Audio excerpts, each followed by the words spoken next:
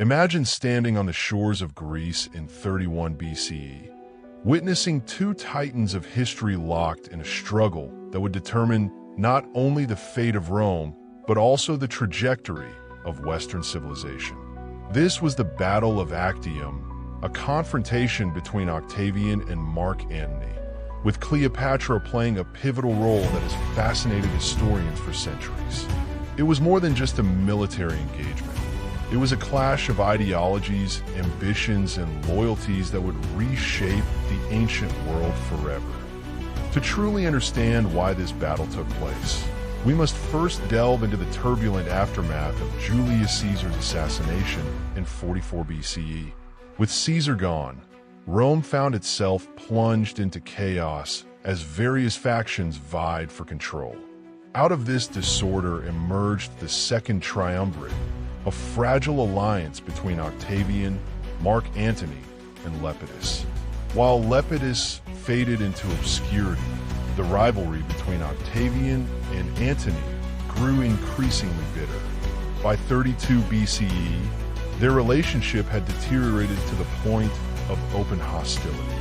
Antony's close association with Cleopatra, the Queen of Egypt, became a focal point of contention. Cleopatra had a son with Julius Caesar, named Caesarion, whom Antony publicly declared as Caesar's rightful heir. This declaration directly challenged Octavian's legitimacy, as he was Caesar's adopted heir. For Octavian, this was not merely a personal affront, but an act of betrayal against Rome itself.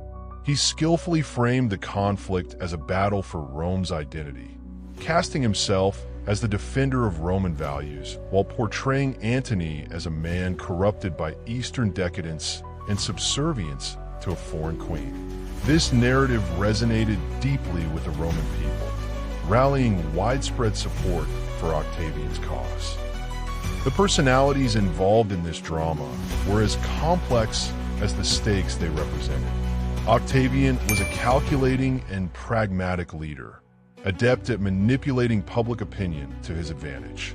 He presented himself as the embodiment of Roman virtue, a man who would restore stability and honor to a fractured republic.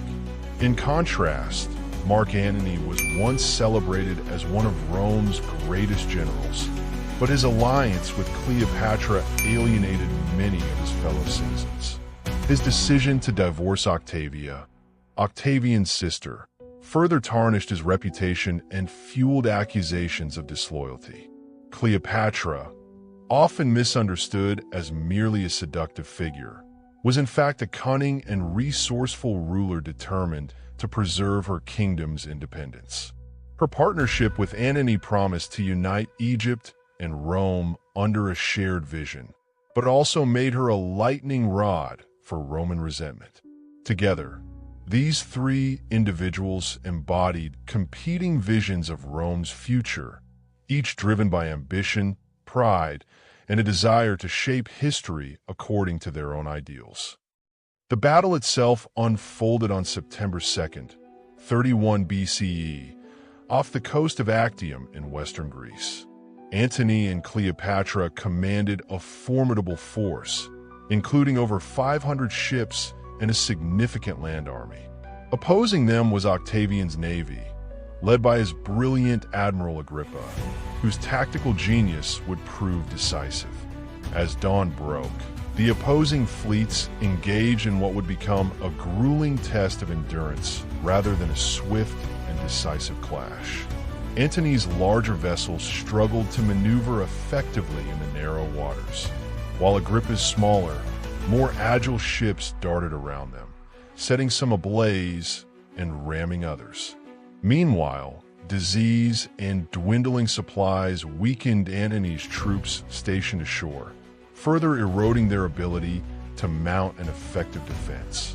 The turning point came when Cleopatra, commanding part of the fleet, made the fateful decision to break formation and flee eastward toward Egypt. Whether this move was premeditated or born of panic remains a subject of debate, but its consequences were catastrophic. Seeing Cleopatra retreat, Antony abandoned his command and followed her, leaving his remaining forces without leadership. Without their commanders, Antony's fleet quickly unraveled, and by nightfall, victory belonged to Octavian. Several moments during the battle stand out as particularly significant. Agrippa's innovative use of smaller, faster ships overwhelmed Antony's cumbersome warships, demonstrating the importance of adaptability in warfare. Cleopatra's flight shattered morale among Antony's ranks, creating a vacuum of leadership that proved impossible to fill. And Antony, abandoning his troops, ultimately doomed his cause, underscoring the human dimension of this monumental clash. Each of these decisions reveals the interplay of strategy, emotion, and circumstance that define the outcome of the battle. In the aftermath of Actium, Antony and Cleopatra retreated to Alexandria, knowing their situation was hopeless. Over the next year, Octavian pursued them relentlessly, tightening his grip until there was no escape. In August 30th BCE, both Antony and Cleopatra chose to take their own lives rather than face capture and humiliation. Egypt was absorbed into the Roman Empire, ending centuries of Ptolemaic rule and marking the beginning of a new chapter in history. For Octavian, however, the victory was transformative. Returning to Rome triumphant, he consolidated his authority and declared the end of the Republic. In 27 BCE, the Senate bestowed upon him the title Augustus, making him Rome's first emperor and ushering in an era of imperial dominance that would endure for centuries.